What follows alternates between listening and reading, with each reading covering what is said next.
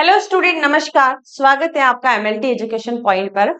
तो एमसीसीआरई ने रिजल्ट की ये एक लिस्ट जारी करी है। इस लिस्ट में उन्होंने रोल नंबर, कैटेगरी, जेंडर, कितने मार्क्स कैंडिडेट ने ऑब्टेन किए हैं और उसकी क्या रैंक बनी है, ये बताया है।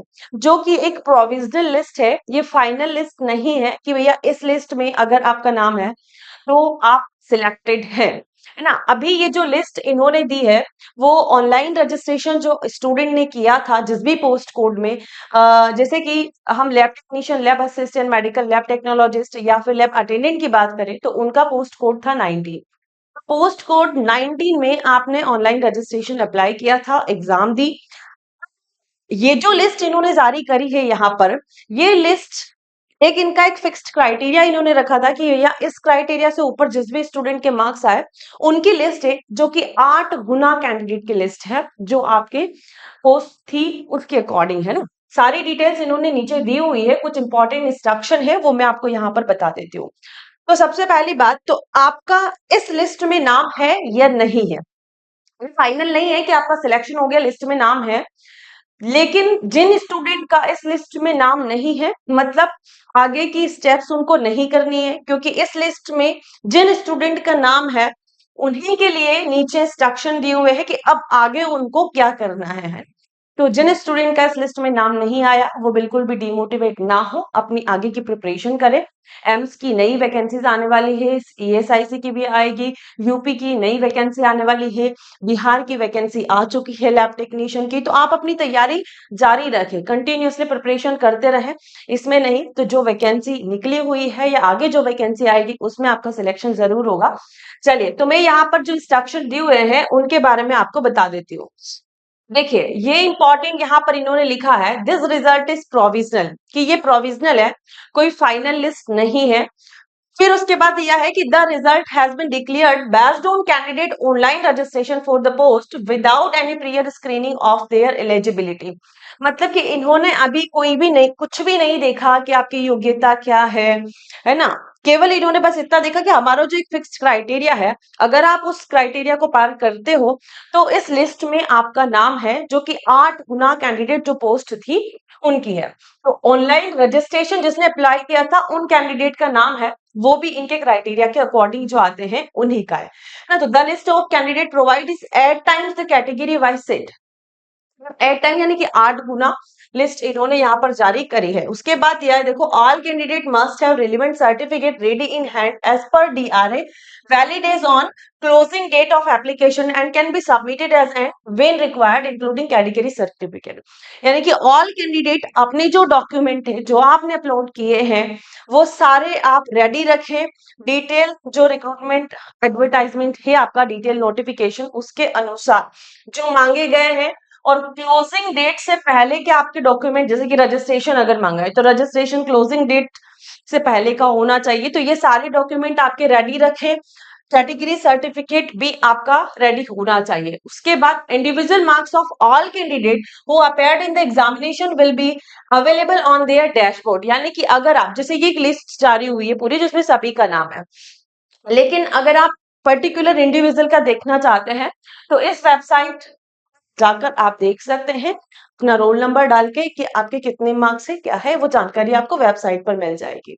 अब देखो, इंपॉर्टेंट पॉइंट यहाँ पर आता है, देखना, all candidate must exercise their choice of institute and the order of preference for each group post between 25/3/2025 and 31/3/2025 based on their eligibility for the respective post or institute। है ना, लिखा है यहाँ पर कि 25 से 31 के बीच आपको क्या करना है। अभी 25 तारीख में टाइम है ना, अपने डॉक्यूमेंट सारे रेडी रखना और सभी स्टूडेंट को क्या करना है, इंस्टीट्यूट चॉइस करना है and order of preference choice करना है फॉर इच ग्रुप पोस्ट। जैसे कि आपने 19 में अप्लाई किया है ना, 19 मतलब आपका post code 19 lab technician, lab assistant, जिसके लिए भी आप एलिजिबल थे और आपने उस पोस्ट में अप्लाई किया। अब आपको क्या करना है, यहाँ पर इंस्टीट्यूट चॉइस करना है। उसके बाद इंस्टीट्यूट चॉइस करने के बाद ऑर्डर ऑफ प्रीफरेंस चॉइस करने के बाद फिर फाइनल मेरिट लिस्ट जारी होगी। फिर आपको पता चलेगा कि फाइनल आपका सिलेक्शन हुआ है या नहीं हुआ है। डीवी होगा, डॉक्यूमेंट वेरिफिकेशन होगा। तो 8 गुना कैंडिडेट इन्होंने लिए हैं। तो भैया ऐसा तो नहीं कि सभी का सिलेक्शन हो जाएगा, 8 गुना कैंडिडेट, इतनी पोस्टें ही नहीं है। तो ये क्या करेंगे कि जब आप चॉइस ऑफ इंस्टीट्यूट यानी कि आप कौन सा इंस्टीट्यूट सिलेक्ट करते हैं, जैसे कि आपने 2 इंस्टीट्यूट सिलेक्ट करे, है ना? जितनी भी लिस्ट इन्होंने इंस्टीट्यूट की दी हुई रहेगी, उस लिस्ट के अकॉर्डिंग आपने मान लो केवल 2 इंस्टीट्यूट को सिलेक्ट किया। तो इन 2 इंस्टीट्यूट के अकॉर्डिंग ही आपको देखा जाएगा कि इसमें पोस्ट कितनी है, इसके लिए आप एलिजिबल हो पा रहे हैं या नहीं हो पा रहे हैं। तो ध्यान रखना, जब आप चॉइस फिलिंग करेंगे, इंस्टीट्यूट चॉइस करेंगे, तो इंस्टीट्यूट जो आपके सामने आते हैं, आप उन सभी इंस्टीट्यूट को सिलेक्ट कर लो, ताकि कहीं ना कहीं तो होगा।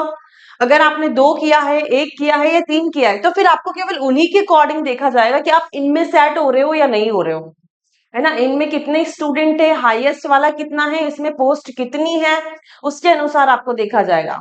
भैया बहुत सारे इंस्टीट्यूट है, चाहे उनमें पोस्ट हो, अगर आपने उनको सिलेक्ट नहीं किया है तो फिर आप उनसे कट जाओगे, है ना?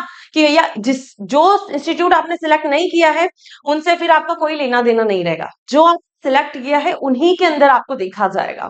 तो इंस्टीट्यूट जितने ज्यादा हो सके आपके जो भी पास में आता है या जिस तरीके से भी आप चॉइस करना चाहते हो करें, ताकि आपका सिलेक्शन के चांस जो है वो बढ़ जाए। ठीक है। और order of preference, order of preference का मतलब है कि आपने जिस भी पोस्ट में अप्लाई किया है, तो आपकी प्रीफरेंस क्या है, कौन सी पोस्ट की प्रीफरेंस ज्यादा है, lab attendant, lab technician, lab technologist, है ना? उसके अनुसार ऑर्डर ऑफ प्रेफरेंस और चॉइस ऑफ इंस्टीट्यूट, तो ये दोनों आपको करना है 25 से 31 के बीच। अगर आप ये चॉइस फिलिंग नहीं करते हैं, लिखा है साफ साफ मैंडेटरी चॉइस सबमिशन, अगर आप ये चॉइस फिलिंग नहीं करते हैं तो आपका चाहे इस लिस्ट में नाम हो, कैंसिल हो जाएगा, है ना? आपका सिलेक्शन नहीं होगा, चाहे आपकी रैंक अच्छी बने हो, चाहे आपके मार्क्स अच्छा आए हो। अगर आपने चॉइस फिलिंग नहीं करी तो आपका जो रजिस्ट्रेशन है वो रद्द कर दिया जाएगा। आपने जो ऑनलाइन फॉर्म अप्लाई किया था, लिस्ट में नाम आया था, वो सब आपके रद्द हो जाएंगे, आपका सिलेक्शन नहीं होगा। यही चीज इन्होंने नीचे लिखी हुई है। Such candidate will forfeit all claims regarding to the applied post.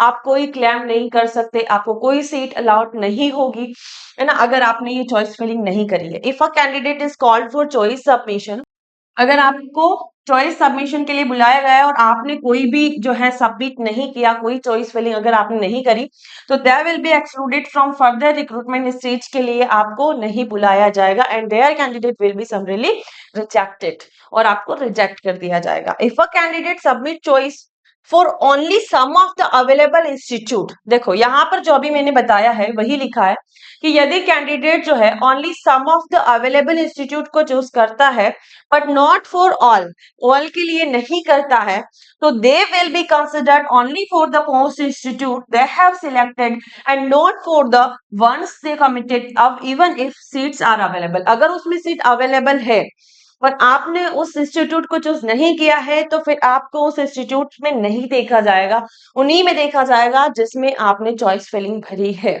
ना? और उसमें कितनी पोस्ट है, आप कौन सी कैटेगरी के अंदर आते हैं, ये सारी चीजें देखी जाएगी। उसके बाद फिर मेरिट लिस्ट जारी होगी। तो ये सारी चीजें की चॉइस फिलिंग है ना? आपकी योग्यता कितनी है, ये 8 गुना लिस्ट इन्होंने जारी जरूर कर दी है, लेकिन फाइनल लिस्ट आपकी इसी के आधार पर होगी, आपने कौन सी चॉइस फिलिंग करी है ना? आपका प्रेफरेंस किसमें है, कौन से इंस्टीट्यूट में कितनी पोस्ट है, उसमें आपकी क्या रैंक है, योग्यता आपकी क्या है, डॉक्यूमेंट वेरिफिकेशन होगा। तो ऐसे करके बहुत सारे स्टूडेंट की छटनी हो जाएगी, कुछ चॉइस फिलिंग नहीं करेंगे, कुछ वहां निकल जाएंगे, कुछ डॉक्यूमेंट वेरिफिकेशन में निकल जाएंगे, है ना? तो उस हिसाब से फिर एक फाइनल मेरिट लिस्ट जो है वो जारी होगी। तो अभी ये ना समझे कि इसमें नाम आ गया मतलब हमारा सिलेक्शन पक्का है, लेकिन जिन भी स्टूडेंट का इस लिस्ट में नाम आया है उनको पूरी प्रायोरिटी के साथ ये काम करना है ना? आपकी रैंक चाहे जितनी भी आई हो, क्योंकि बहुत बार ऐसा होता है कि किसी स्टूडेंट की रैंक अच्छी बनी है लेकिन उसके डॉक्यूमेंट रेडी नहीं है, या फिर कोई मिस्टेक उसने कर दी ऑनलाइन एप्लीकेशन में, तो वो रिजेक्ट हो जाता है। तो आप ये ना सोचे कि मेरे कम मार्क्स हैं, है ना, मेरी रैंक कम बनी है तो छोड़ो इसको जाने दो। आपको ये पूरी प्रोसेस करनी है, उसके बाद का बाद में देखा जाएगा। अब आप ये मत पूछना कि मैम मेरे इतने मार्क्स आए हैं, मेरा सिलेक्शन होगा या नहीं होगा। ये ना मैं बता सकती हूँ, ना ये कोई और बता सकता है, क्योंकि एम्स सीआरई के हाथ में है।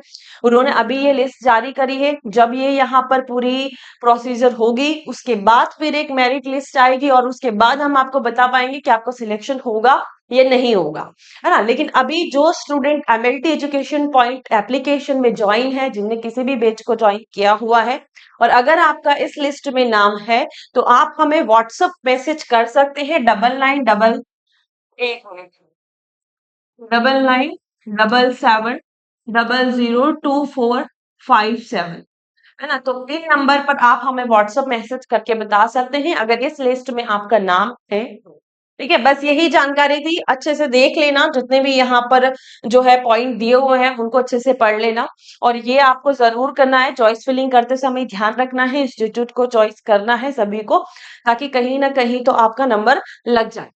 तो चलिए, और जिन स्टूडेंट का नहीं भी सिलेक्शन होता है तो हताश होने की जरूरत नहीं है। बहुत सारी वैकेंसी आएगी, जैसे मैंने कहा एम्स की न्यू वैकेंसी आएगी, ईएसआईसी की आएगी, यूपी की आएगी, बिहार की निकली हुई है, एनएचएम की निकली हुई है। तो बस अपनी तैयारी आप लगातार करते रहें, रुके नहीं, चलते रहें। Best of luck, thank you.